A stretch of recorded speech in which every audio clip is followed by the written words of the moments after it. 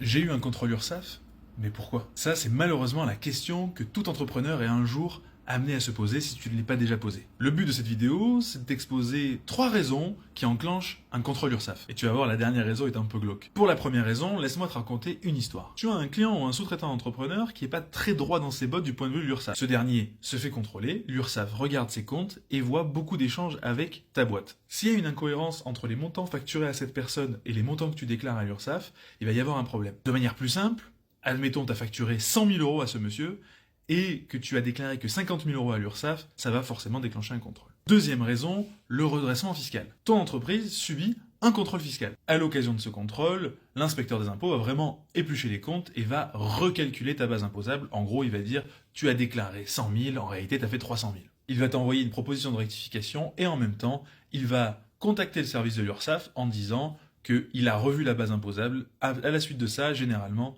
il y a un contrôle URSSAF qui suit. La troisième raison est un peu plus glauque, c'est le cas de la dénonciation. Malheureusement, cette dénonciation peut vraiment venir de tous les côtés.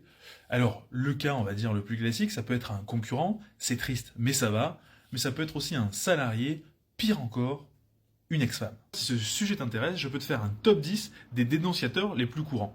Dis-le moi dans les commentaires, si j'ai suffisamment de commentaires, je le ferai.